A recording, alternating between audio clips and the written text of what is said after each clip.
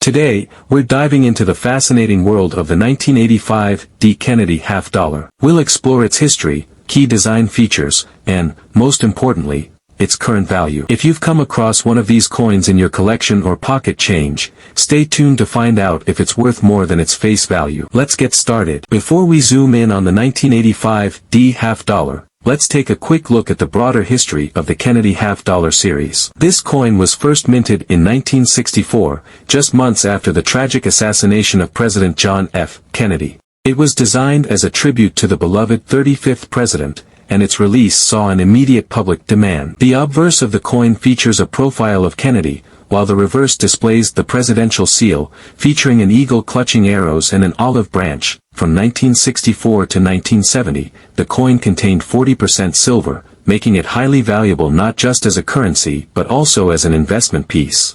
However, starting in 1971, the Kennedy half-dollar transitioned to a copper-nickel composition, which is what the 1985 D coin is made of. Look closely, and you'll find the letter D right beneath Kennedy's portrait on the obverse. This signifies that the coin was minted in Denver, one of two mints that produced half-dollars in 1985. By 1985, the Kennedy half-dollar was composed of 91.67% copper and 8.33% nickel. This composition is also referred to as clad, meaning it's a sandwich of copper and nickel, making the coin more durable for circulation but removing any intrinsic silver value. Like other Kennedy half-dollars, this coin weighs 11.34 grams, with a diameter of 30.6 millimeters. Its reeded edge is another iconic feature, consisting of 150 tiny ridges. The obverse was designed by Gilroy Roberts, whose initials GR can be seen on Kennedy's neckline. The reverse design was by Frank Gasparo,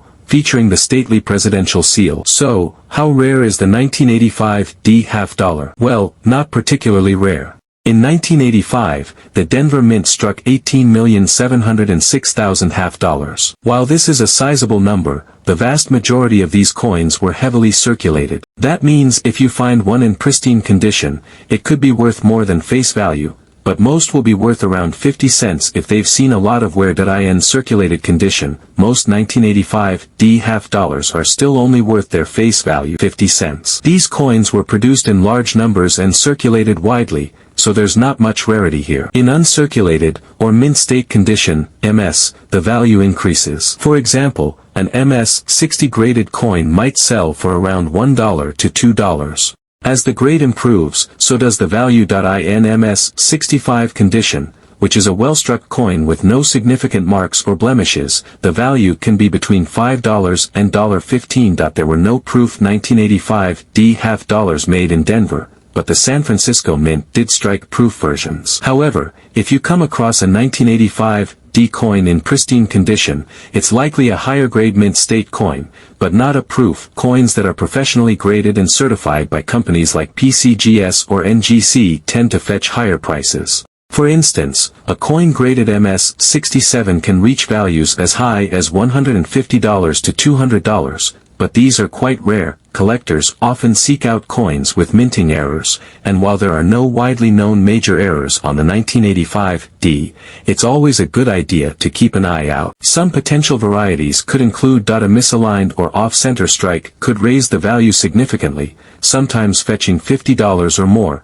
depending on the extent of the error. Some collectors seek out coins with die cracks or cuts, where parts of the die used to strike the coin have cracked or chipped. While not as valuable as major errors, these can still add a premium of a few dollars, though rare on this particular coin. A double die variety, where the design appears to be struck twice, could substantially increase value. The 1985 D half-dollar is a fantastic addition to any Kennedy half-dollar collection, even if it's not the most valuable coin out there. Here are a few reasons to consider adding it to your collection. While it may not contain silver, the Kennedy half-dollar series remains a key part of American numismatic history. It symbolizes the memory of a beloved president and the nation's grieving process in the years following his assassination. Unlike some older or silver-based coins, the 1985 D is an affordable way to get into coin collecting. You can likely find one in decent condition for a low price, making it accessible to new collectors. For those who grew up in the 1980s, the 1985 D half-dollar may hold sentimental value. Whether you received one as a gift or found one in your pocket change,